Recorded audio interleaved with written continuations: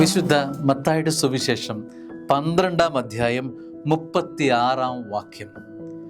മനുഷ്യർ പറയുന്ന ഓരോ വ്യർത്ഥവാക്കിനും വിധി ദിവസത്തിൽ കണക്ക് കൊടുക്കേണ്ടി വരും.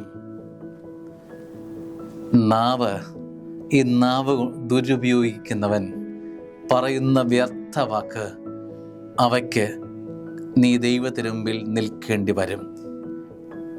ആ വിധി ദിവസത്തിൽ എണ്ണി എണ്ണി എണ്ണി കണക്ക് കൊടുക്കുന്നൊരു മുഹൂർത്തം നിന്റെ ജീവിതത്തിൽ ഉണ്ടാകുമെന്ന് അർത്ഥം. നാവ് അഭിഷേകത്തിൻ്റെ വാക്കുകൾ മാറണം. നിന്റെ നാവിലൂടെ പുറപ്പെടേണ്ടത് വ്യർത്ഥവാക്കുകളല്ല, കൃപയുടെ വാക്കുകളാണ്.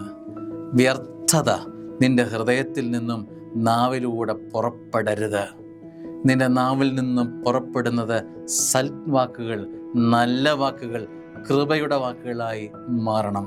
മറ്റുള്ളവരുടെ ജീവിതത്തിലേക്ക് കൃപ പകരുന്ന, അനുഗ്രഹം പകരുന്ന നാവ് എൻ്റെ ജീവിതത്തിന് ഉടമയായി മാറട്ടെ.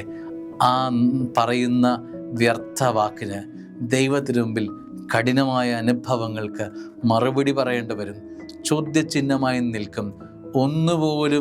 ഒന്നുപോലും മയമില്ലാത്ത വിധത്തിൽ ഓരോന്നിനും കണക്ക് ചോദിച്ച് ദൈവത്തിനു മുമ്പിൽ നീ മുട്ടുകുത്തുന്ന അനുഭവങ്ങൾ ഉണ്ടാകുമെന്ന് മറന്നു പോകരുത്. അതുകൊണ്ട് തന്നെ ഈ ഒരു വചനം നമ്മുടെ ജീവിതത്തിലേക്ക് സ്വീകരിക്കുമ്പോൾ ഇന്ന് പകൽക്കാലം, ഈ സമയം മുതൽ ഇന്ന് വൈകുന്നേരം വരെ നമ്മുടെ നാവിൽ നിന്നും ഒരാളെ നശിപ്പിക്കുന്ന, ഒരാളെ തകർക്കുന്ന, ഒരാളെ ഇടിച്ചു തകർക്കുന്ന ഒന്നും തന്നെ നാവിൽ നിന്നും പുറപ്പെടുന്നില്ല എന്ന് ഉറപ്പ് വരുത്താമോ? ഇതൊരു ട്രെയിനിങ് ആക്കി മാറ്റണം, പരിശീലനമാക്കി മാറ്റണം. കടന്നു വരുന്ന 3 മണിക്കൂർ, അത് കഴിഞ്ഞുള്ള 3 മണിക്കൂർ, 6 മണിക്കൂർ, 9 മണിക്കൂർ, അങ്ങനെ മണിക്കൂറുകളെ വിശുദ്ധീകരിക്കണം. ഓരോ യാമങ്ങളെ വിശുദ്ധീകരിക്കണം. ഒരു ദിവസത്തെ വിശുദ്ധീകരിക്കണം. ആഴ്ചകളെ വിശുദ്ധീകരിക്കണം. അങ്ങനെ സ്നേഹമുള്ളവരെ വിശുദ്ധീകരിച്ച് നാം പതുക്കെ വിശുദ്ധിയുടെ, കൃപയുടെ അനുഭവങ്ങളായി മാറുമെന്ന് ഉറപ്പാണ്.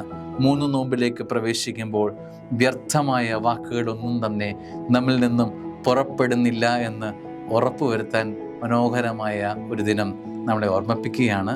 അനുഗ്രഹമാവട്ടെ. ആമേൻ.